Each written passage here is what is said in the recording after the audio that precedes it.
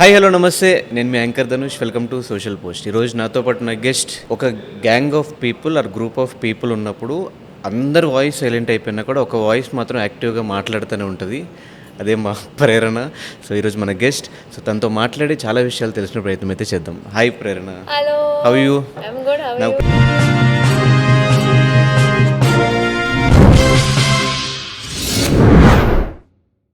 So ఎట్లా industry 2017లో కదా career start చేసింది? 16లో 16 నుంచి అంటే లైక్ ఇంట్లో ఫోర్సా ఈ యాక్టింగ్ ఫీల్డ్ అనేది, లేకపోతే నీ ఇంట్రెస్టా, లేకపోతే ఫ్లూక్లో ఇది కొత్తగా క్వశ్చన్ ఎవరైనా అడిగారు, ఇంట్లో ఎవరైనా ఫోర్స్ చేస్తారా అని. అంటే కొంతమంది ఉంటుంది కదా, మా పిల్లల్ని సినిమా ఫీల్డ్ పంపించాలి, యాక్టింగ్ యూజువల్లీ క్వశ్చన్ ఏం అడుగుతారంటే, నేను యాక్టింగ్ చేస్తా అంటే ఇంట్లో నో అన్నారా, అలాంటి క్వశ్చన్ అడుగుతారు. మీరేంటి ఇంట్లోనే ఫోర్స్ చేశారు? కొంతమంది నాకు చెప్పారు ఫోర్స్ చేశారు మా ఇంట్లో, అందుకే యాక్టర్ అయ్యానని. అందుకు లేదు యాక్చువల్లీ నాకు యాక్టర్ అవ్వాలని లేదు, చాలా అవ్వాలని ఉండేది.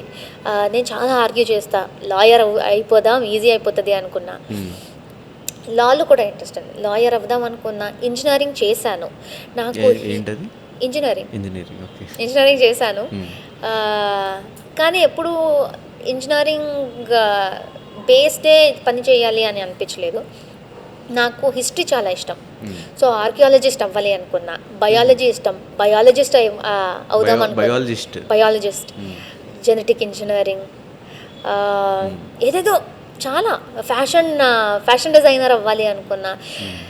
యాక్టర్ అవ్వాలి అని ఎప్పుడూ అనుకోలేదు.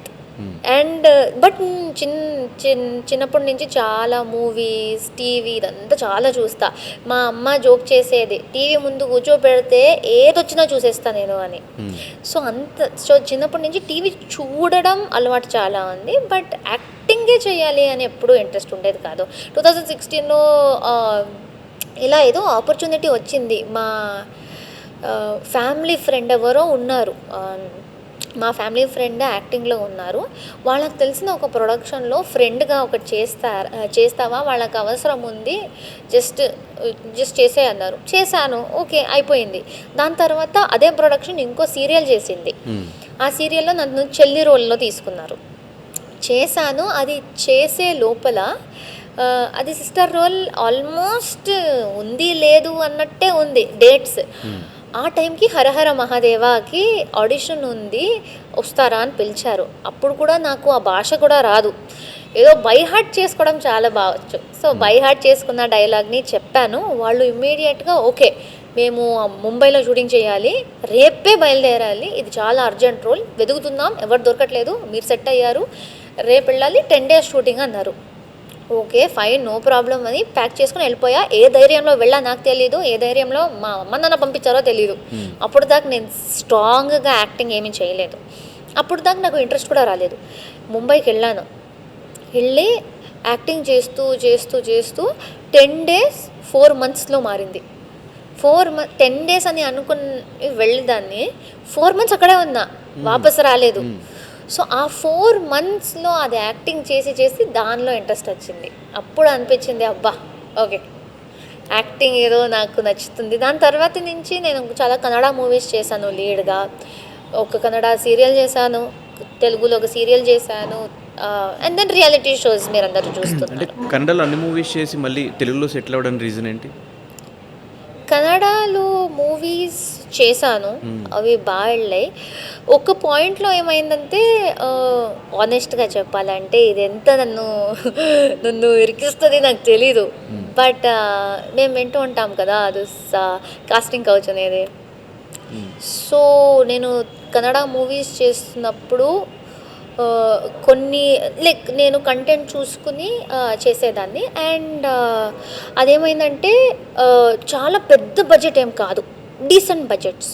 సో నాకు ఏ ప్రాబ్లం, నేను మూవీస్ చేశాను, సీరియల్ చేశాను, ఏ ప్రాబ్లం రాలేదు. ఇలాంటిది నేను ఫేస్ కూడా చేయలేదు. సో ఇలా ఉంటుంది అని నాకు ఐడియా కూడా లేదు అప్పుడు దాకా. దెన్ ఒక big movie the casting call వచ్చింది. అప్లై చేస్తే దానిలో డైరెక్ట్గా అడిగేశారు. అప్పుడు షాక్ ఆఫ్ మై లైఫ్. నేను ఆల్రెడీ మూవీస్ చేశాను, యాక్టింగ్ చేశాను, సో కొత్త అమ్మాయి ఏం కాదు, అయినా అడుగుతున్నారు. నేను చేశానండి, లైక్ నేను ఆల్రెడీ హీరోయిన్గా చేశాను, దానిలో రిక్వైర్మెంట్ ఏం లేదు, మీరెందుకు అడుగుతున్నారు, I'm not a new person, కొత్త ఎక్స్పీరియన్స్ ఏం కాదు. సో ఎలా అడుగుతారు అంటే, లేదు మేము మిమ్మల్ని తీసుకుంటే మాకేం వస్తుంది. అరే నేను యాక్టింగ్ చేస్తున్నా కదా, పని చేస్తున్నా. లేదు అది ఎవరైనా చేయొచ్చు ఇది, సో మీ నుంచి మాకేం వస్తుంది అని అలా అడిగారు. షాక్. దాని తర్వాత అది ఇలాంటి కాల్స్ వస్తే నన్ను అస్సలు కాల్ చేయకండి, డోంట్ ఎంటర్టైన్ ఆల్ దిస్, నాకు కాల్ చేయకండి, థ్యాంక్ యూ వెరీ మచ్ అని పెట్టేశాను. దెన్ దాని తర్వాత ఇలానే ఆ సీరియల్ నడుస్తూ ఉంది. దాని తర్వాత 2-3 కాల్స్ వచ్చాయి ఫర్ బిగ్ మూవీస్. ప్రతిదానికి ఇలానే అడిగారు. I got calls for Telugu movies, ఇలానే అడిగారు. ఒక పాయింట్లో you will not believe it, acting నేను వదిలేశాను. ఇలానే ఇండస్ట్రీ ఉంటే నాకు ఇక్కడ పని కూడా వద్దు అని నేను మాస్టర్స్కి ఎంబీఏకి చదవడం స్టార్ట్ చేశాను. ఓకే ఫైన్, పర్లేదు, యాక్టింగ్ నచ్చింది, హరహర మహాదేవ చేస్తున్నప్పుడు యాక్టింగ్ నచ్చింది అని కంటిన్యూ చేద్దాం అనుకున్నా. కానీ ఇలా పరిస్థితి ఉంటే నాకు ఈ ఇండస్ట్రీ వద్దు, కార్పొరేట్కి వెళ్ళిపోతా అని చదవడం స్టార్ట్ చేశాను. స్టార్ట్ చేసి ఎగ్జామ్స్ అంతా తీసుకున్నా. ఆ లోపల అదేమైందంటే, ఒకసారి పని చేశాక వన్స్ యూఆర్ ఇండిపెండెంట్, అమ్మా నాన్న దగ్గర డబ్బులు తీసుకోవట్లేదు, ఇండిపెండెంట్ ఉన్నాం, ఆ ఫీలింగ్ వచ్చాక ఖాళీగా ఇంట్లో కూర్చుంటే అస్సలు బాగుండదు. It is a very bad feeling. నేను ఎగ్జామ్ రాయదాం, ఇది వదిలేద్దామని అదంతా అనుకుని ఇంట్లోనే కూర్చున్నా. తెలుగు హరహర మహాదేవ సీరియల్ వచ్చింది. నేను అప్పుడు దాకా తెలుగు సీరియల్ నాకు ఎప్పుడో వచ్చింది, 2019లోనే వచ్చింది. నేను నో అన్నా, ఎందుకంటే తెలుగు ఇండస్ట్రీలో సీరియల్ చేస్తే మూవీకి తీసుకోరు. సో నేను తెలుగు సీరియల్ పుష్ చేద్దాం అని చాలా పుష్ చేశా.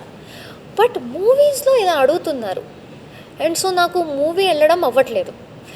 అండ్ ఇంట్లో కూర్చున్నా, సీరియల్ వచ్చింది.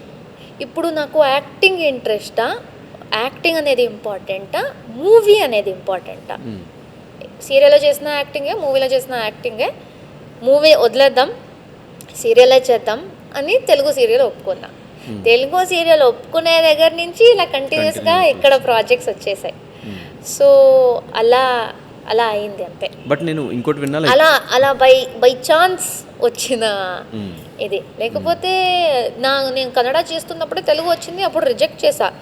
సో నాకు ఇక్కడ తెలుగులో చేయాలి అని లేదు, నాకు తెలుగు మూవీస్లో ఉండాలి అని చాలా ఆశ ఉండేది. ఎందుకంటే నేను స్టార్టింగ్ పెరిగిందంతా హైదరాబాద్లో.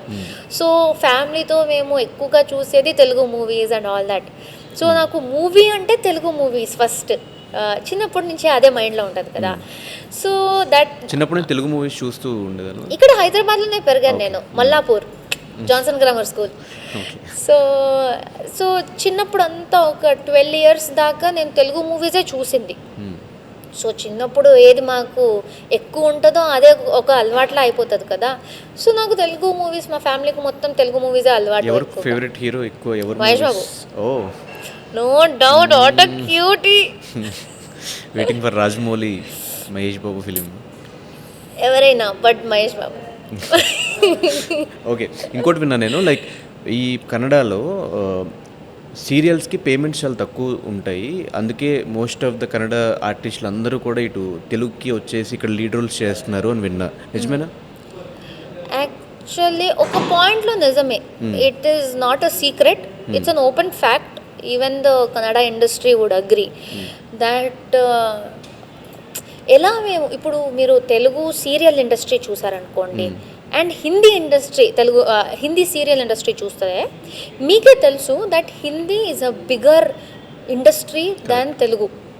ఇప్పుడు తెలుగులో ఇచ్చే పేమెంట్స్ మేము ఎక్కువ అనుకుంటే కూడా హిందీలో ఇచ్చే పేమెంట్ దీనికి కంపేర్ కూడా కాదు. ఇక్కడ 100 rupees ఇస్తే వాళ్ళు పర్ డే 100 ఇక్కడ ఇస్తే హిందీలో 2000 ఇస్తారు. అంత ఎక్కువ ఉంటాయి, యూజువలీ ఎక్కువ ఉంటుంది.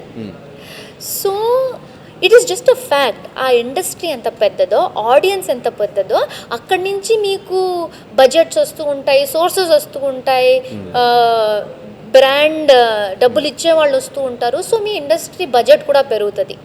సో ఫస్ట్ హిందీ ఉంది, దెన్ తెలుగు ఉంది, తమిళ్ ఉంది, దెన్ కన్నడ ఉంది. సో యాజ్ అన్ ఇండస్ట్రీ వాళ్ళు మాకు ఎక్కువ ఇవ్వాలి అనుకున్నా it's a very it's a smaller industry compared to Telugu industry.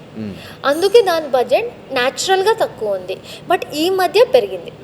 ఇప్పుడు పెరిగిందా? ఇప్పుడు పెరిగింది అంటే ఈక్వల్ లేకపోతే కొంచెం కొంచెం అది ఎగ్జాక్ట్లీ నాకు తెలియదు. ఎందుకంటే ఇప్పుడు నేను ఇంకా రీకనెక్ట్ అవ్వాలి అనుకుంటున్నా. బట్ ఇంకా రీకనెక్ట్ అవ్వడానికి టైం పడుతుందేమో. సో ఎగ్జాక్ట్గా I cannot tell as a fact. Maybe it is equal or slightly lesser, but I'm not sure. But నా ఫ్రెండ్స్ ఎవరెవరు పనిచేస్తున్నారో దే సెడ్ ఇప్పుడైతే యాక్చువల్లీ ఆల్మోస్ట్ ఈక్వల్గానే అయ్యింది. సో మెయిన్ అండ్ మేము అక్కడ కూడా ప్రాజెక్ట్స్ చేస్తాము, ఇక్కడ కూడా ప్రాజెక్ట్స్ చేస్తాము. డెఫినెట్లీ ఒక పాయింట్ తర్వాత డబ్బులు కూడా చూస్తాము. ఎందుకంటే ఇప్పుడు వరల్డ్ కూడా చాలా ఎక్స్పెన్సివ్. సో ఇక్కడ ఎక్కువ వస్తున్నారంటే ఎవరు తీసుకోరు.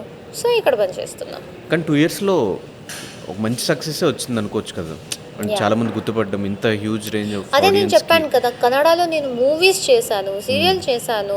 బట్ నాకు అది ఏదో కలిసి రాలేదనుకుంటా. ఎందుకంటే ఇక్కడ ఇట్స్ బిన్ 2016 నుంచి 2020 దాకా ఇట్స్ 4 years కంటిన్యూస్గా పనిచేస్తే కూడా నాకు ఇది రాలేదు. ఇక్కడ 2 yearsలో ఇంత జరిగిపోయింది. సో ఐ డోంట్ నో, ఇక్కడ కలిసి వచ్చేసింది మొత్తం. So I think I'm very lucky that touch. ఎక్కడంటే బిగ్ బాస్ త్రూ వచ్చిన ఫాలోయింగ్ లేకపోతే మన సీరియల్ నుంచి సీరియల్ నుంచే స్టార్ట్ అయింది. ఇప్పుడు ఎంత చెప్పినా సీరియల్ వచ్చింది కాబట్టి తెలుగు ఆడియన్స్కి ప్రేరణ ఎవరో తెలుసు, స్టార్ మాకి ప్రేరణ ఎవరో తెలుసు. దానివల్ల బిగ్ బాస్ వచ్చింది. అండ్ దానివల్ల ఇదంతా ఒక సైకిల్ లాగా. సో డెఫినెట్లీ సీరియల్ నుండే స్టార్ట్ అయింది మొత్తం. కానీ సెకండ్ టైం కదా బిగ్ బాస్కి వెళ్ళడం? అంతకుముందు ఫస్ట్ టైం వేరే లాంగ్వేజ్లో వెళ్ళొచ్చావు కదా? లేదు, కన్నడ. ఇది చాలా మంది కన్ఫ్యూజ్ అయ్యారు. ఎవరు చెక్ చేసుకోరా మీ ఫ్యాక్ట్స్? జనాలు కూడా చెక్ చేసుకోరా? కన్నడలో సీజన్ 8 జరిగింది. సీజన్ 8 జరిగి ఇంకేంటి ఆ ఇల్లు కూల్చేస్తారు అనే టైంకి బిగ్ బాస్కి అండ్ బిగ్ బాస్ ఏ స్లాట్లో వస్తుందో దానికి నెక్స్ట్ ఆ స్లాట్లో ఏ ప్రోగ్రామ్ వస్తుందో మధ్యలో కొంచెం గ్యాప్ ఉంది. ఇప్పుడు ఈ వారం బిగ్ బాస్ ముగిసిపోయింది అండ్ నెక్స్ట్ వారం ఇంకోటి రావాలి కదా. బట్ ఆ ప్రోగ్రామ్ ఇంకా రెడీ లేదు. దానికి నెక్స్ట్ వారం వస్తుంది అనుకోండి. ఈ వన్ వీక్ ఏం చేస్తాము, ఫిల్ చేద్దామని బిగ్ బాస్ 8 తర్వాత ఏ ఇల్లు ఉందో మా సీరియల్ ఆర్టిస్ట్ అందరూ వచ్చేయండి బిగ్ బాస్ ఎలా ఉంటుందో మీకు చూపిస్తామని 6 రోజులకి మనల్ని తీసుకెళ్లారు. అవునా?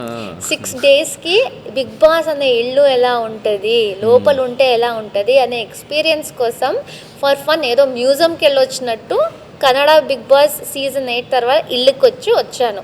It was only for 6 days నేను.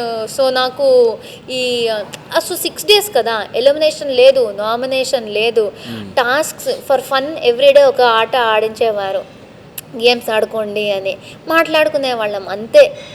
సో ఈ బిగ్ బాస్ ఎంత సీరియస్ ఉంటుందో అది మొత్తం లైక్ ఫన్ టైం, ఫ్రెండ్స్తో ఏదో ఎక్స్కర్షన్కి వెళ్ళినట్టు వెళ్ళొచ్చాము. కానీ అందరికీ ఆ టైంలో కొంత అయితే ఈ పిల్ల ఆల్రెడీ తెలిసి వచ్చింది లోపలికి ఎక్స్పీరియన్స్. అది నాకు అర్థం కాలేదు. ఎందుకంటే మొత్తం ఏదున్నా సోషల్ మీడియాలో నాకు ఉంటుంది. సో నేను హౌస్కి వెళ్ళి ఉంటే ఆ ఇన్ఫర్మేషన్ ఉండాలి కదా. ఐ వాజ్ నాట్, నేను ఎప్పుడు ఏ సీజన్కి వెళ్ళలేదు, ఎలా కంటెస్టెంట్గా వెళ్ళలేదు. Telugu Bigg Boss was my first Bigg Boss. So అది ఆన్లైనే ఉంది. సో ఎందుకు జనాలు, నేను అక్కడ ఆ హౌస్ లోపలికి వెళ్ళింది చూస్తే దేనికి వెళ్ళాను, ఎంతసేపు ఉన్నాను అది కూడా తెలియాలి కదా. It was called a mini season. ఎందుకంటే 6 days ఉందా, అదెందుకు తెలుసుకోలేదు అని సర్ప్రైజ్ అయ్యా నేను. So that's all. సీజన్ అయితే ఇదే ఫస్ట్.